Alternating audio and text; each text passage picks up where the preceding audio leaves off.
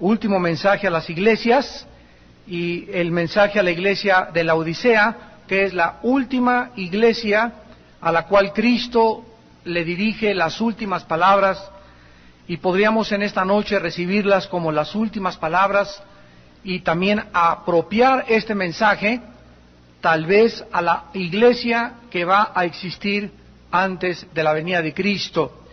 ¿Cómo podemos saber que el mensaje a la Odisea se puede aplicar a la iglesia que va a existir antes de Cristo? Porque la Biblia nos revela muy claramente que antes de que el anticristo se manifieste, vendrá la apostasía. Dice en 2 de Tesalonicenses 2, no vendrá el anticristo hasta que primero se manifieste la apostasía. En 1 de Timoteo 4:1 dice que algunos apostatarán de la fe. Cristo dijo, cuando el Hijo del Hombre venga, ¿hallará fe en la tierra? Entonces vemos por diferentes partes de la Biblia, en mensajes proféticos de los últimos tiempos, que se nos advierte. Mateo 24:2 es otro: por haberse multiplicado la maldad, el amor de muchos se enfriará. Y los mensajes de Apocalipsis nos confirman la espiral de degradación, de apostasía, de enfriamiento al que la iglesia llegará. Ahorita que estábamos platicando en la Junta a los pastores, yo les compartía que todo esto que está sucediendo actualmente en el mundo, la incomprensión tan grande, la falta de discernimiento de los tiempos en que estamos viviendo, no solamente de las personas no cristianas, sino de los mismos cristianos y de muchos líderes cristianos, es un síntoma muy grave de que realmente el pueblo que se dice cristiano no conoce a su Dios.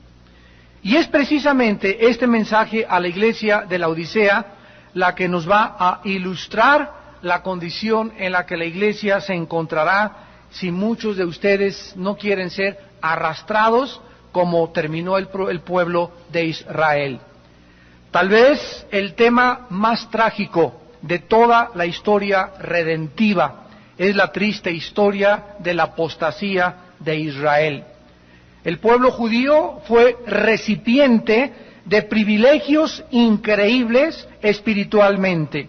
Dice en Romanos 9:4-5, los israelitas son la adopción, la gloria, el pacto, la promulgación de la ley, el culto y las promesas de quienes son los patriarcas y de los cuales, según la carne, vino Cristo, el cual es Dios. Sobre todas las cosas, bendito por los siglos. Amén. Dios escogió de todos los pueblos del mundo a todos aquellos que formaban parte de lo que actualmente se conoce como la nación de Israel. Les rescató de la esclavitud, les introdujo a la tierra prometida, les amó, les cuidó, les protegió. Dice Deuteronomio 4:37, por cuanto Él amó a tus padres, escogió a su descendencia después de ellos, y te sacó de Egipto con su presencia y con su grande poder.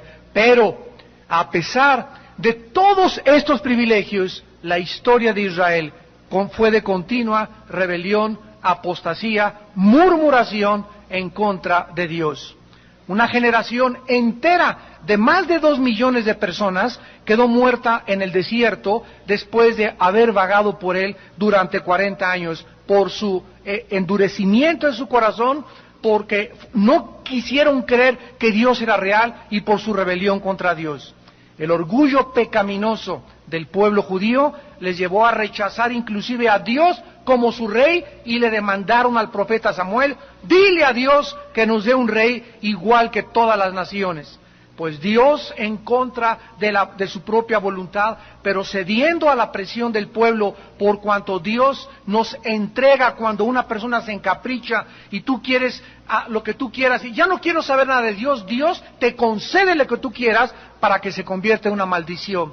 Entonces Dios les entregó a Saúl, el primer rey de Israel, para que ellos supieran qué es lo que significa rebelarse contra él. Pero ahí vemos en 1 Samuel 8, cuando Dios les entrega a Saúl, que le dice a Samuel, diles todos los detalles y las cualidades negativas de este hombre, porque el centro de Saúl va a ser su ego y su propia egolatría. Y tal cual, Saúl apostató y le entregó totalmente el reinado al rey David. A través de todos estos años de desobediencia, de apostasía, de rebelión y de dureza, Dios en su gracia les continuó llamando a los judíos para que se acercaran a Él.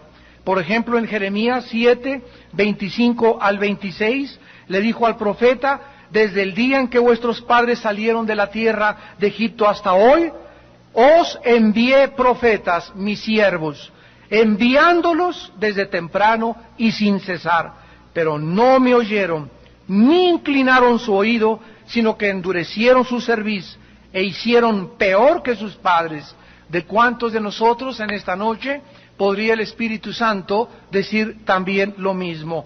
Te he enviado a un predicador el domingo pasado, los martes oíste mi palabra, la oíste hace 4 meses, te hablé a través de tu suegra, a través de tu hijo, a través de tu cuñado, a través de esta persona, te los envié siempre, pero tú no quisiste oírme, no inclinaste tu oído, te endureciste en tu corazón y comenzaste a hacer lo que tú querías.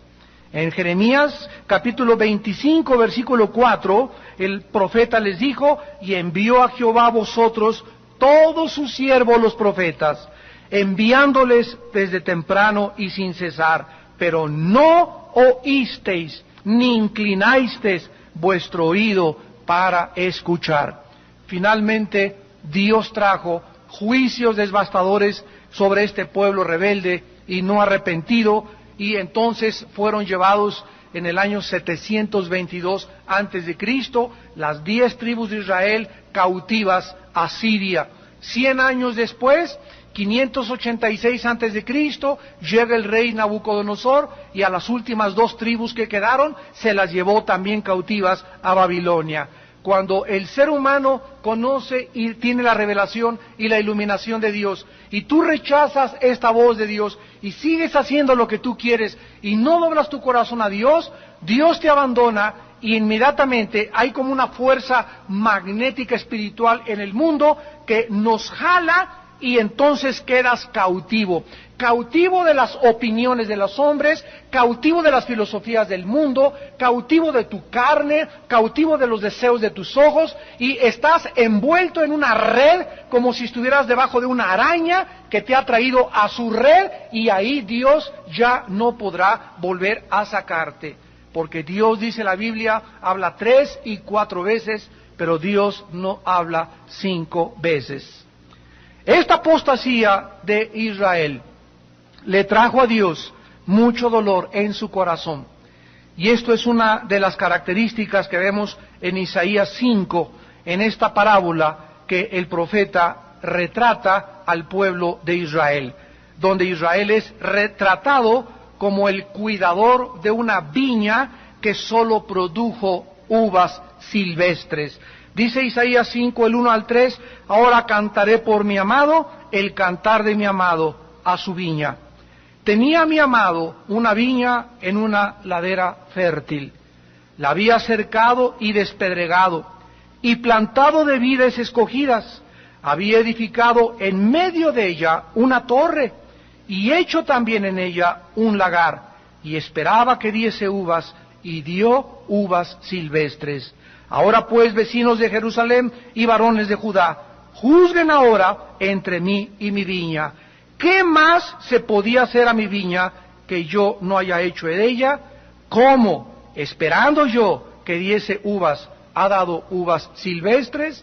Dios llegó a tu vida, entró Jesucristo a tu vida, edificó dentro de tu vida una torre, y Dios, hagan de cuenta, la salvación es como un jardín que Dios nos dio. Ahora que nos da Dios la salvación, que es como un jardín, nos dice, hijo mío, ahora es tu responsabilidad echarle agua, cortarle el pasto, sacar la mala hierba, ponerle fertilizantes. Dice en Filipenses 2, cuiden con temor y temblor vuestra salvación. Aquí no significa que vamos a perder la salvación, sino que se nos advierte que es nuestra responsabilidad cuidar nuestra salvación. En Hebreos 2 dice la Biblia, tengan cuidado con vuestra salvación, no la descuiden porque pueden naufragar. ¿Cómo escaparemos si descuidamos una salvación tan grande? Y aquí está hablando de la disciplina de Dios al pueblo que descuida su salvación. En Isaías capítulo 48, versículo 18, el Señor les vuelve a reprochar su conducta a Israel y les dice, oh, si hubieras atendido mis mandamientos, fuera entonces tu paz como un río y tu justicia como las ondas del mar. La Biblia nos muestra que el resultado de la obediencia es la paz. Oh, le dice Dios a su pueblo, si tan solo hubieras atendido mis mandamientos. Y así le dice esa muchacha de 20 años, oh, mijita, si tan solo hubieras entendido que no deberías tener relaciones sexuales con tu novio. Si hubieras entendido que no hicieras negocios ilícitos y que no robaras y que no trataras de defraudar a tu prójimo porque ahora estás en la cárcel, ahora estás embarazada. Oh, si tan solo me hubieras oído que el adulterio, el que comete adulterio corrompe su alma, heridas y vergüenza hallará. No estarías ahorita sufriendo el infierno que estás pasando y atravesando. Oh, si hubieras entendido que si tú me hubieras diezmado y hubieras sido honesto e íntegro conmigo delante de mi presencia, tus finanzas hubieran prosperado. Pero ¿por qué crees que me puedes robar y salirte con la tuya y creer que vas a prosperar financieramente? Oh, si ustedes me hubiesen oído, dice el Señor. Fuese la paz como un río. No tendrías los problemas que tienes ahorita. No tendrías la ansiedad ni la preocupación hacia el futuro como actualmente muchos de ustedes que me escuchan están viviendo. Y todo es el resultado porque ese es el camino que tú has escogido. El pecado siempre hace sufrir. En el Nuevo Testamento volvemos otra vez a escuchar el lamento de Dios en la persona de Jesucristo sobre la rebelión de Israel. Por acercarse Cristo a Jerusalén por última vez, en Lucas 13, versículo 34, Jesús gritó, Jerusalén, Jerusalén, que matas a los profetas y apedreas a los que te son enviados. ¿Cuántas veces quise juntar a tus hijos como a la gallina a sus polluelos debajo de sus alas y no quisiste?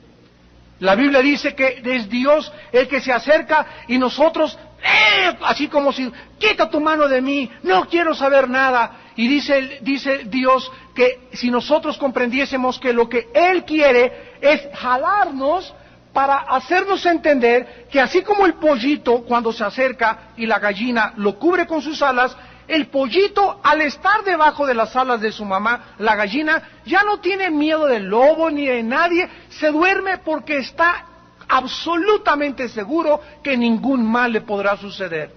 Esto lo expresa el rey David en el Salmo 27 cuando dice, oh Dios, tú eres mi luz y mi salvación, ¿de quién he de temer? El Señor es la fortaleza de mi vida, ¿de quién he de atemorizarme? David está expresando, si yo tengo luz en mi vida, si yo tengo a Dios como mi fuerza, ¿por qué de tener miedo? Ni del mundo, ni de las personas, ni del diablo, ni del futuro, ni nada, ni de la salud. ¿Por qué? Porque Él es mi luz y mi salvación, mi castillo, mi roca, mi libertador. Más adelante dice en el mismo Salmo David, una cosa he demandado, una cosa he anhelado, esta buscaré. Vean ustedes que solo una cosa nos es necesaria. Cristo lo dijo, busquen primero el reino de Dios y todo lo demás les será añadido. A Marta, que estaba afanada por aquí y por allá, cuando Cristo entró con Lázaro, Marta y María, le dijo, Marta, una cosa te es necesaria, nada más, y tu hermana la ha escogido, y la única cosa que es necesaria es vivir en su presencia. Y dice David, una cosa he demandado, estar en la presencia, en la casa de mi Dios, todos los días de mi vida. Pero vean ustedes que cuando tú dices, Señor, yo quisiera estar en mi presencia, tú tienes ahora que entrar en acción y tomar acción para estar en la presencia de Dios, y me determino, Señor, en las mañanas, nunca pase una mañana, nunca pase el tiempo sin que yo pase 1, 2, 3, el tiempo que puedas pasar con Él, pero tú tienes que anhelarlo. Una cosa he demandado, que esté en tu casa todos los días de mi vida. Si tú no acostumbras a tener esa devoción con Dios, esa relación con Dios, esa intimidad con Dios, vas tarde o temprano a ser jalado, a apostatar. La corriente está tan fuerte que cuando te des cuenta te estás ahogando, y tal vez esta noche hasta al cuello te llegue el agua. La larga historia del pueblo judío culminó cuando rechazaron al Mesías y le acabaron crucificando.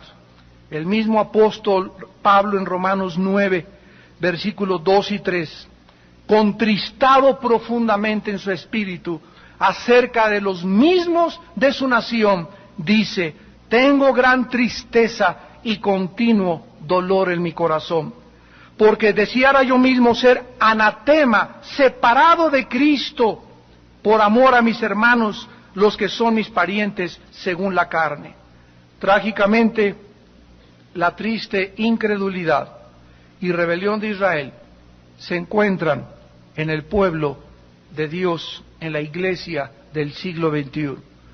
Existen cantidad de personas en las iglesias y de congregaciones enteras que están perdidos. Miles de personas que se dicen cristianos no tienen paz, no solucionan sus problemas, viven en continua agitación, en continua zozobra, no han entrado, como dice Hebreos 4, al reposo de Dios, no conocen la seguridad, no tienen esperanza, mentiras que anhelan la vida de Cristo, mentiras que aman a Cristo, y las iglesias están llenas en el mundo entero de estas personas. Y estas personas, muchas de ellas pueden ser sinceras, otras son extremadamente religiosas, pero en su corazón han rechazado la verdad del Evangelio. Esta tarde que veníamos mi esposa y yo por la carretera de Toluca, veníamos compartiendo sobre este tema, y yo le decía: es increíble lo que dice Hebreos 11:6, sin fe es imposible agradar a Dios, porque es necesario que el que se acerca a Dios crea que le hay. Y lo estábamos comentando, ¿verdad? Porque hay muchas personas. Viene un hermano, por ejemplo: ay, Armando, que tengo esta necesidad y tú no sabes qué problema estoy pasando. Y antes de que yo le pueda decir algo, estoy tratando de acostumbrarme a decirle: ¿ya se lo dijiste antes a Dios? Vean ustedes que la idolatría es sustituir a Dios con otra cosa. Y cuando los cristianos se dicen cristianos, esperan que su pastor, o sea, hacen de su pastor un Dios, y van con el pastor esperando que Él le solucione. Ay, hermano, me duele esto, ay, por aquí. Y antes no fueron a Dios, han sustituido a Dios por un hombre. Y claro que ven al pastor para que te dé un consejo, pero antes de venir al pastor, ya derramaste tu corazón a Dios, ya lloraste delante de Dios, ya por lo menos cuando llegas con tu pastor tienes paz. Señor, pastor, he derramado mi corazón delante de Dios, le he pedido esto a Dios, pero ahora quiero que usted me confirme con la Biblia el camino que debo de entender. Pero tú no vengas con tu pastor y hagas de tu pastor o de una persona tu Dios, porque tú tienes que descubrir a Dios. Descubrir a Dios. Y hay cristianos que son idólatras, porque jamás vienen a Dios, nunca han mojado su almohada, nunca han llorado delante de Dios, nunca han experimentado la paz que sobrepasa el entendimiento, porque siempre van corriendo a la persona para que ella sea la que les resuelva todos sus problemas. Tienen todas las riquezas, muchos cristianos del Nuevo Testamento, tienen estudios, han oído Levítico, Apocalipsis, etcétera, etcétera, acerca de la vida, muerte, resurrección de Cristo, contenidas en la Biblia, y verdades que ni creen ni obedecen. Como resultado, están tan condenados hoy como lo estuvo Israel. Pablo en 2 de Timoteo 3:5 les retrata muy claramente y dice: tienen apariencia de piedad, pero niegan la eficacia de ella.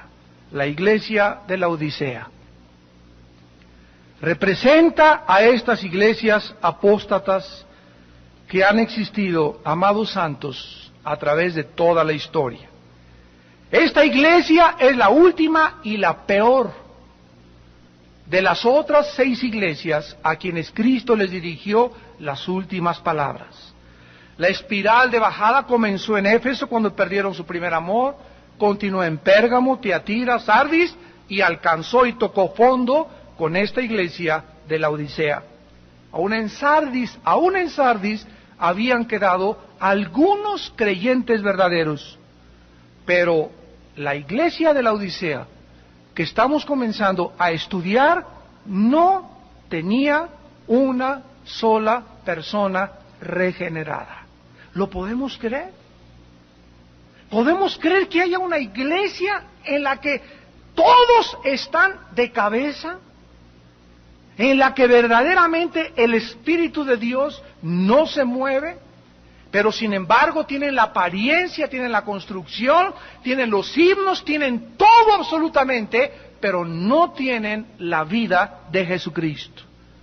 Es la única de las otras iglesias, la Odisea, a quien Cristo no le dice una sola palabra de aprobación. Vamos a comenzar con el trasfondo histórico y geográfico de la Odisea para comenzar a estudiar ya teológicamente esta carta. La ciudad de la Odisea, ya dijimos que significa la voluntad del pueblo. La Odisea fue fundada por Antíoco II de Siria en el año 216-246 antes de Cristo. Y la Odisea fue nombrada así en honor de Antíoco II de Siria por su esposa. La esposa se llamaba la Odisea y le puso él la Odisea a esta ciudad. Esta ciudad estaba situada en el valle del río Lico, a 80 kilómetros al sureste de Filadelfia, cerca de Colosas y Hierápolis, donde había otras 2 iglesias. El agua de la ciudad de la Odisea la tenían que traer desde casi 10 kilómetros de distancia por medio de acueductos subterráneos, lo cual la colocaba en una posición muy débil militarmente. Cicerón, el famoso filósofo, pasó por esta ciudad y convirtió en dinero las letras de cambio que él llevaba consigo. Durante el Imperio Romano, la Odisea llegó a ser la época o la ciudad más rica de la colonia o del área geográfica de Frigia, porque tenía unos pastos enormes para la crianza de las ovejas.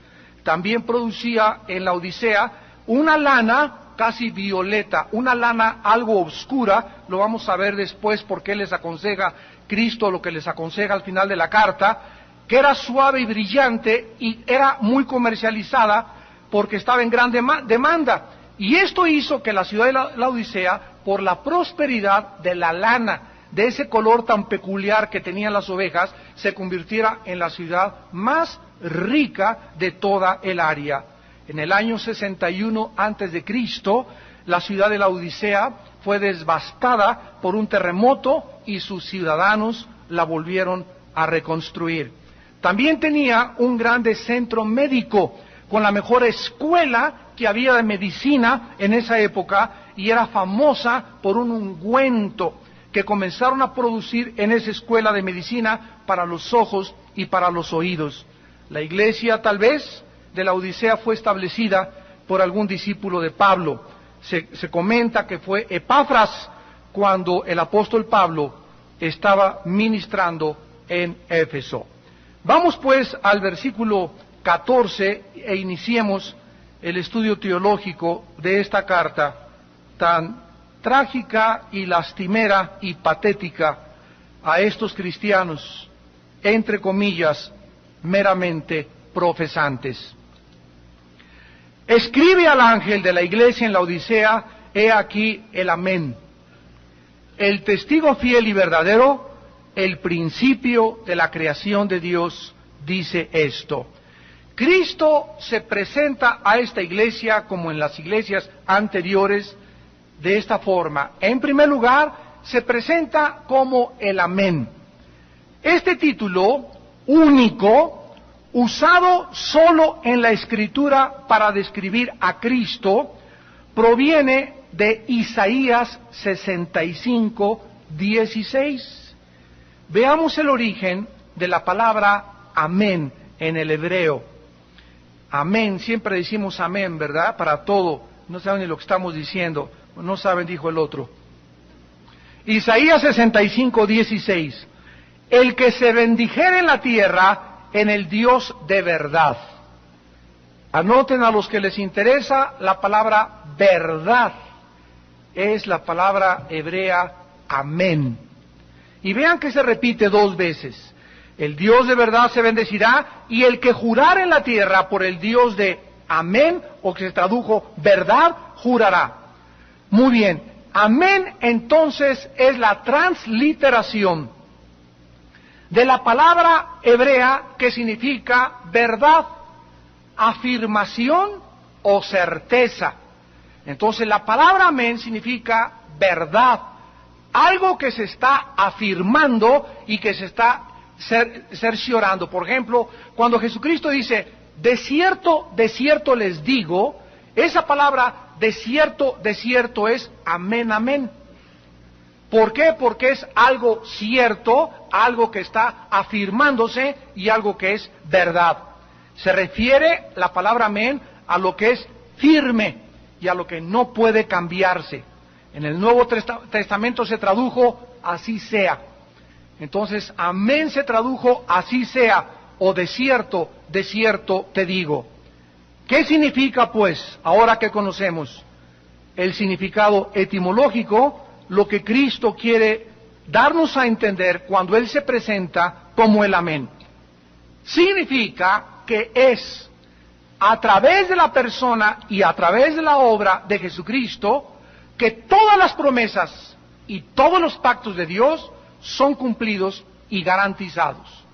Como dice 2 Corintios 1:20, en Cristo todo es sí y amén. Vuelvo a repetir, es a través nada más de la persona de Cristo donde todas las promesas que yo puedo tener y todos los pactos que Dios hizo y estamos actualmente bajo el pacto de sangre, es Cristo el que me confirma y me los garantiza. Lo que significa que si una persona dice que puede conocer a Dios sin Cristo, buscar a Dios sin Cristo, tratar de investigar quién es Dios sin Cristo, vive engañada. Jesús dijo en Mateo 11:25 en adelante, nadie conoce al Padre, ni tampoco al Hijo, a menos de que el Hijo te lo quiera revelar. En Gálatas 1 el apóstol Pablo escribió, le agradó a Dios revelar a su Hijo en mí. Entonces Cristo dijo, Juan 14:6, nadie va al Padre si no es a través de mi persona. El Dios creador de los cielos y de la tierra envió a su Hijo a este mundo para que sea a través de ese Hijo, a través de la cruz de Cristo, con lo cual el hombre se pueda poner en contacto con Dios, hacer la paz con Dios, conocer a Dios y tener una intimidad diaria con Dios. Todo lo que Dios quiere hacer con mi vida, lo hace a través de mi Hijo. Si yo vengo al Padre y le digo, en el nombre de Jesús te pido lo que te pido, todo lo que recibo el Padre tiene que ser a través del Hijo. Esto es lo que significa el amén. Ahora, en segundo lugar, Cristo, en el versículo 14 de Apocalipsis 3, se presenta con otro título, el testigo fiel y verdadero. Ustedes saben que para ser testigo se requería en el judaísmo 2 condiciones. La primera, haber visto con los ojos lo que estaba testificando. Y en segundo lugar, decir la verdad de lo que vio. En las cortes de los Estados Unidos de Norteamérica, cuando en el año 1605 llegaron los puritanos a Rhode Island, al estado de Virginia, y colonizaron Estados Unidos, todos venían con la Biblia, y Estados Unidos es el único país en el mundo y en la historia, el único en la historia y en el mundo que fue fundado sobre la Biblia. Actualmente también en cualquier corte, en cualquier tribunal, sacan la Biblia y te hacen jurar sobre la Biblia y te dicen, jura usted decir la verdad y solamente la verdad y nada más que la verdad. Y cuando una persona pone para jurar en un tribunal en Estados Unidos esto, y él jura el perjurio, o sea, si él jura falsamente, es peor la condena de la cual se le acusa, por lo cual se le sentenció. O sea que es tremendo el pecado de perjurio. Y cuando Cristo dice que Él es el testigo fiel, nos está mostrando claramente que Él fue verdaderamente el que bajó del cielo, y lo que Él vio en el cielo, lo que Él experimentó con su Padre, como Él fue el mismo Creador, baja a este mundo, y todas las palabras que Cristo nos revela y están contenidas en la Biblia son fieles y son verdaderas. No hay una sola mentira que Jesucristo haya mencionado. Si yo quiero saber de la muerte, no voy a preguntarle a Walter Mercado, ni le voy a preguntar al astrólogo, ni al brujo, ni al... Es un hombre, nada más un hombre en la historia que ha podido decirnos: yo he bajado del cielo y descendido a la tierra, no a hacer mi voluntad, sino la voluntad del que me envió. Yo sé, dijo Jesús, de quién vengo y de dónde vengo. Vengo al mundo y regreso al Padre que me envió. Entonces Cristo es el único ser humano que ha caminado en este mundo y cuyas palabras podemos nosotros absolutamente y con certeza profunda confiar. Él dijo en Juan 14:6, yo soy el camino, la verdad y la vida. Por eso es tan importante que cuando nosotros seamos testigos y llegues con una persona a decirle: oye, tú ya sabías de fulanita, le digas: yo no me digas nada de fulanita, dime si tú lo viste. Porque para ser testigo yo tengo que haber visto y oído con mis oídos. A mí me llegan: oye, ya sabes que Billy Graham dijo esto, ya sabes que este fulano, mientras yo no oiga con mis oídos, o lea un libro de Billy Graham, o vea de cualquier hombre de Dios, o de cualquier hermano mío en Cristo, mientras yo no tenga información de primera mano, no puedo atreverme a dar mi opinión. Dice en 2 Timoteo, contra un anciano no admitas acusación más que con 2 o 3 testigos. Es tan grave la calumnia porque Satanás se le llama el acusador de los hermanos. Y esta palabra acusador en el griego y en el hebreo significa el calumniador. Y Satanás es experto en herir la reputación de los que siguen a Jesucristo. Crucificaron a Cristo porque contrataron testigos falsos. No encontraron nada en él. A Daniel no le podían encontrar nada que pudiera realmente acusarlo. Le levantaron testigos falsos. Entonces tú no creas tan fácilmente lo que te dicen o lo que te hablan de cualquier persona. ¿Por qué? Porque Satanás está debajo de la mesa, debajo de la alfombra, debajo de la vida de muchas personas, tratando de usarlas como correo electrónico, cibernéticos de la calumnia y de la mentira. Y finalmente, Cristo dice en tercer lugar, en el versículo 14 de Apocalipsis 3, que Él es el principio de la creación de Dios. Esta palabra en el griego es ei archei teis, tiseos tou. Muchas personas han tratado de usar este título, síganme con cuidado, para probar que Cristo fue creado y negar así su deidad. Dentro de estos grupos y dentro de estas sectas están los arrianos de los primeros siglos. Arriano fue un hereje que comenzó a atacar la deidad de Cristo y usaba este versículo. Los testigos de Jehová y los mormones. Son los 3 grupos filosóficos que han tratado de quitarle la deidad a Cristo usando este versículo. Sin embargo, la palabra principio, cuando dice el principio de la creación de Dios, apúntala, es la palabra griega arche, así como suena, arche. Y no significa que Cristo haya sido la primera persona en haber sido creada, sino que Él es el origen o la fuente de toda la creación. Esto lo podemos comprobar fácilmente en Juan 1:3, donde dice: todas las cosas por Él fueron hechas y nada de lo que ha sido hecho fue hecho sin Él. Todas las cosas por Él fueron hechas y sin Él nada de lo que ha sido hecho fue hecho.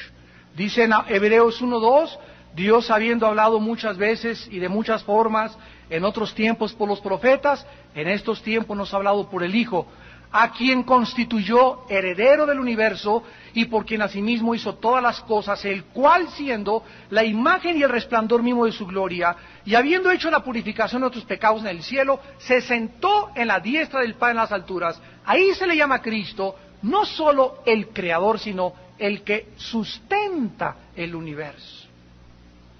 Entonces, cuando en la iglesia algunas personas usan para decir que Él es el inicio, es porque ni siquiera conocen las raíces etimológicas de las palabras. Pero veamos otro ejemplo, otro versículo que también han usado muchos herejes para negar que Jesucristo no era Dios. Colosenses 1:15. Porque son los dos principales que tú te vas a enfrentar cuando estés defendiendo la Biblia, y tú tienes que tener armas. Dicen Colosenses 1:15, Él es la imagen del Dios invisible, el primogénito de toda creación. Este es favorito si te visitan los testigos de Jehová en tu casa. Escucha, la palabra primogénito es tokos en el griego. De ahí viene la palabra protón. Tokos.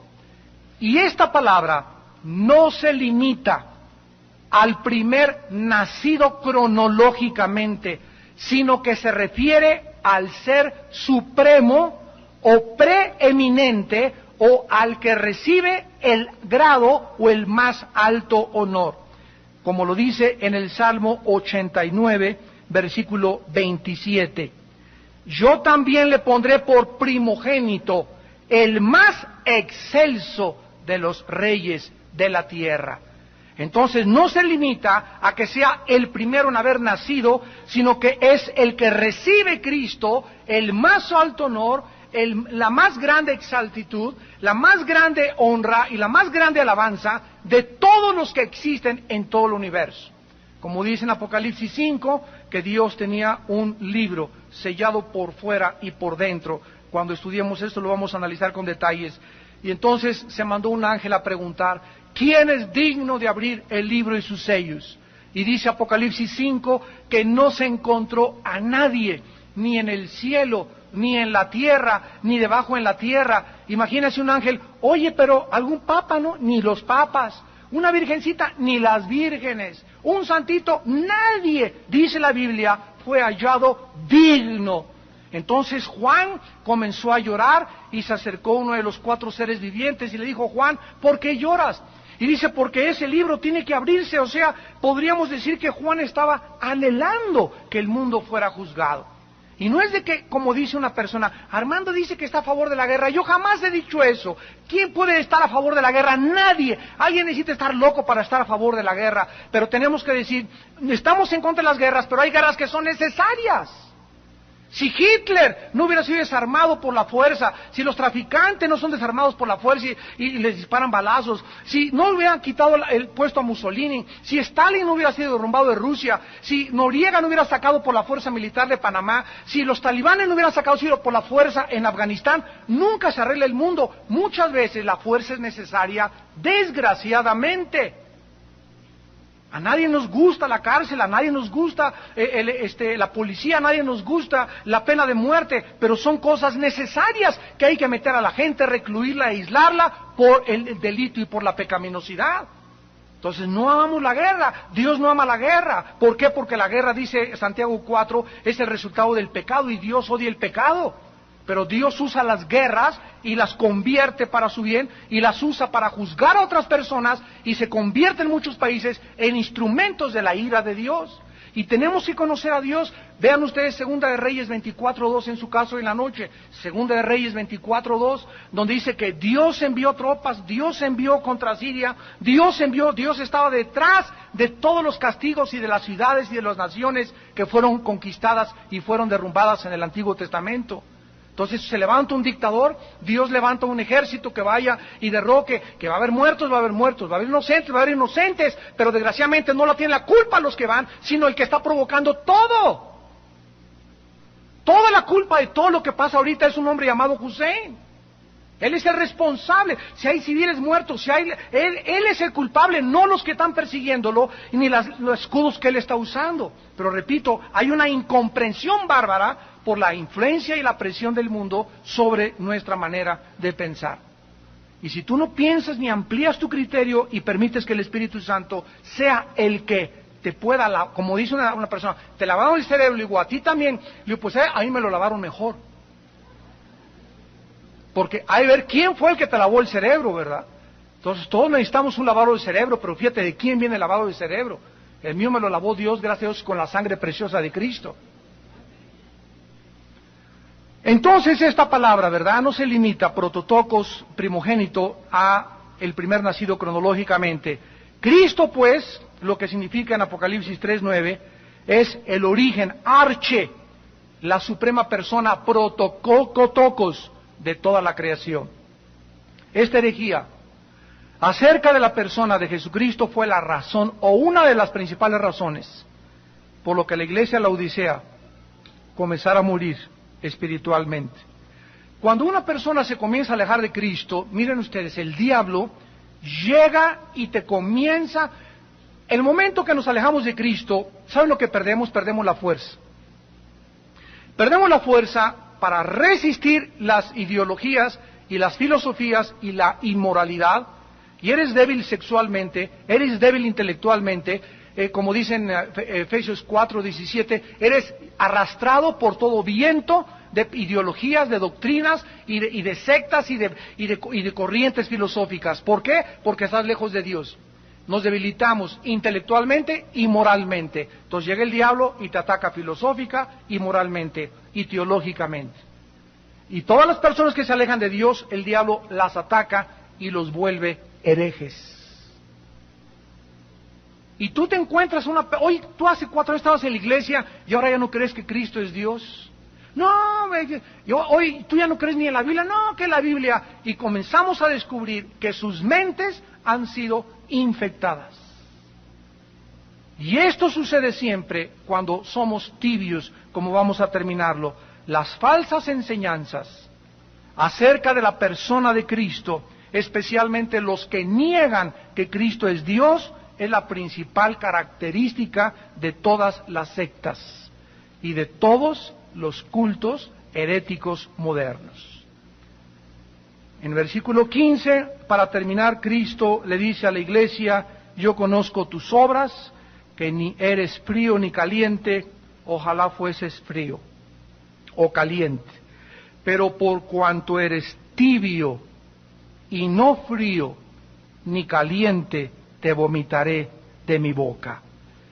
En la vida cristiana, recuérdalo durante toda tu vida, no se puede ser neutral.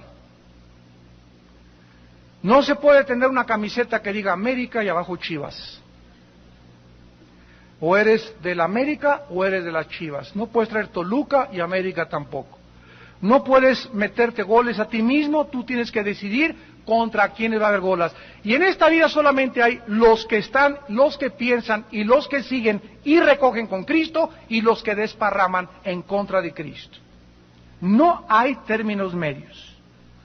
O somos apasionados por Cristo, ardiendo por la verdad, como antorchas, o estamos apagados.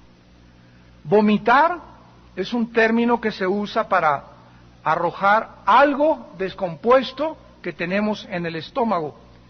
Y este lenguaje figurativo nos habla o representa el odio de Dios. Cuando dice te vomitaré de mi boca, Dios nos muestra su odio hacia todos aquellos que son indiferentes, a los que nunca tienen un compromiso con Él. Dios odia a la falta de compromiso y a los que no están consagrados en su reino. Josué, cuando entró a Canaán, requería de hombres decididos, guerreros, dispuestos a ir contra la corriente del mundo entero. Y en Josué 18, versículo 3, les dijo a los hijos de Israel, ¿hasta cuándo seréis negligentes para venir a poseer la tierra que os ha dado Jehová y el Dios de vuestros padres? ¿Qué fue lo que impidió que el pueblo, los guerreros, los soldados, avanzaran y tomaran y se apropiaran de algo que ya les pertenecía? La indiferencia, la negligencia, la falta de compromiso, la falta de consagración. Dicen Romanos 12:11, en lo que requiere diligencia, fervientes en espíritu, sirviendo al Señor. Esto nos habla, ¿verdad?, que dentro de la iglesia, esta iglesia de la Odisea, donde, repito, casi no había absolutamente personas salvas, y en otras que están infiltrados, nos habla de todas aquellas personas que la Biblia menciona que han entrado a la iglesia, en esta iglesia y en todas las del mundo, han entrado encubiertamente. Dice 2 de Pedro 2:1, hubo falsos profetas entre el pueblo, se refiere al Antiguo Testamento, habrá también entre ustedes falsos maestros, que introducirán, fíjense cómo, encubiertamente. Ahí vas a un estudio bíblico y si ese maestro no está checado por los pastores, si esa persona que te da el estudio bíblico no tiene madurez emocional, balance espiritual, balance mental, puede ser presa de Satanás para introducir bajita la mano una herejía, una semilla venenosa. Dice, introducirán encubiertamente herejías destructoras. Las herejías nos destruyen la pasión por la verdad. En el libro de Judas, que es el penúltimo libro de la Biblia, que está dedicado a la apostasía, dice el versículo 3 y 4, amados, por la gran solicitud que tenía de escribirles acerca de nuestra común salvación, me ha sido necesario escribiros exhortándonos que contendáis ardientemente por la fe. Les escribo, les exhorto que contendáis, que sean soldados, que sean guerreros ardiendo por la fe, que ha sido una vez dada a los santos. ¿Por qué? Porque algunos hombres han entrado encubiertamente. Ahí está otra vez. Algunos hombres han entrado, ¿a dónde han entrado? A la iglesia. Aquí entre nosotros, en medio de la iglesia donde tú me estás viendo, ahí hay personas que no todas son ovejas, hay muchos que son chivos y chivatos y chivatones. La indiferencia a las cosas espirituales es una especie como de muerte helada, en la cual todo me deja de importar. Hay guerra, ¿están? ¿No vamos a evangelizar? No me interesa nada absolutamente, no lloro por el pecado, no lloro por las cosas, las maldades, tantos abortos, tantas mujeres embarazadas, me deja de importar todo y comienzo a volverme frío. Y en ese momento, como estoy con un pie en la iglesia, no puedo estar hasta 0 grados donde se congela el agua, sino que como estoy con un pie en lo caliente y otro pie en lo frío, entonces me convierto en una persona tibia. La tibieza nos hace perder la pasión y la fortaleza para avanzar en el reino de Dios. Una persona indiferente, una persona que no le importa ya nada, no puede tener esa pasión para poder avanzar y ser un guerrero en el reino de Dios. El problema actual de la evangelización no es la hostilidad, ni los ataques de las sectas, ni la falta de recursos económicos, sino la indiferencia del pueblo de Dios. La verdadera pasión por las almas y el dolor y ante tanta maldad comienza a perderse y extinguirse de tu vida poco a poco sin que te des cuenta. Y sabes una cosa, la Biblia nos dice en Ezequiel 9:4, que cuando Dios juzgó a Jerusalén, le dijo al ángel, busca a los hombres y mujeres que están gimiendo, llorando por tanta maldad que hay. A esos ponles un sello en la frente, porque son los únicos que voy a perdonar. Y cuando nosotros nos damos cuenta que el verdadero cristiano es el que intercede, el que llora, oh Dios, mis hijos, Padre, mi padre no se salva, oh Dios, mi esposo, oh Dios, mis vecinos, si no hay en nosotros ese dolor, esa solicitud por orar, por interceder, por ponerme en la brecha, entonces soy un cristiano tibio. Los calientes son las personas vivas espiritualmente que poseen el fervor y la pasión del Espíritu Santo. Los fríos son los que han rechazado a Cristo. El Evangelio no les hizo efecto, los dejó sin conmoverse, nunca tuvieron respuesta espiritual, no tuvieron interés en Cristo, pero vienen a la iglesia. Vienen a la iglesia, pero jamás han ganado un alma, jamás han predicado el Evangelio, jamás han sentido la pasión de orar por nadie, y los tibios no entran en ninguna de estas categorías. Son personas que profesan conocer a Cristo y asisten a la iglesia como los fariseos. Los tibios solo se contentan con una religiosidad externa como los hipócritas. Cuando nosotros vemos esta verdad en Mateo 7, versículo 22 al 23, Cristo dijo que el día vendría cuando muchos le iban a decir, Señor, Señor. Señor, Señor, no profetizamos en tu nombre echamos fuera demonios y en tu nombre hicimos muchos milagros. Vean ustedes que este grupo de personas se identifican porque usaron el nombre de Jesús. En el nombre de Jesús profetizaron. En el nombre de Jesús echaron demonios y en el nombre de Jesús hicieron milagros. Son tres fenómenos sobrenaturales. ¿De qué nos habla esto?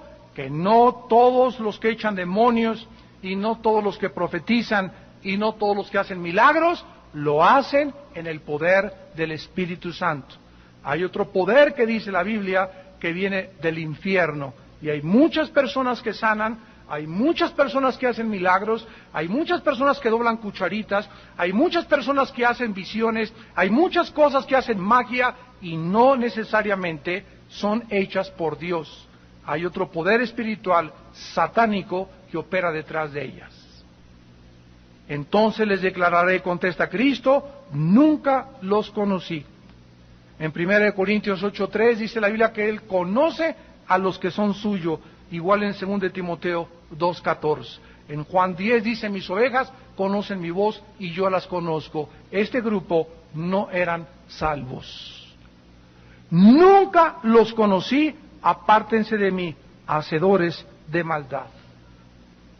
La palabra maldad es interesante para terminar, es la palabra griega anomia. Maldad, anomia, que significa en contra de la ley. Son las personas rebeldes, que nunca quisieron venir al consejo del Eterno. En Proverbios 1:25 en adelante dice la Biblia, por cuanto desechaste mi sabiduría y mi consejo no quisiste, me llamarás de mañana y no responderé. Me buscarás y no me encontrarás. Pero todos aquellos que se alejan de mí se endurecerán. Mas el que me obedece y se acerca a mí, habitará tranquilamente y confiado, sin temor en la vida, de que nunca le vaya a pasar nada malo. Porque el que habita al abrigo del Altísimo, morará bajo la sombra del Omnipotente. En esta mañana, si hay algo de chispa de Dios en tu vida, arrepiéntete. En esta mañana, examínate sincera, honesta e íntegramente delante de la voz del Espíritu Santo a través de la Biblia. Y si en tu vida hay tibieza, indiferencia, apatía, negligencia espiritual, pídele perdón a Dios. Y pídele con todo tu corazón en esta noche que incendie, que provoque un incendio dentro de tu alma, que te conviertas en una antorcha, que seas una persona celosa de Dios, celosa por ganar las almas, celosa por hablar de Cristo, con un amor y una misericordia y compasión por todos los seres humanos, para que tú puedas en aquel día decirle, Señor, Señor, y Él te pueda contestar, entra, bendito de mi Padre.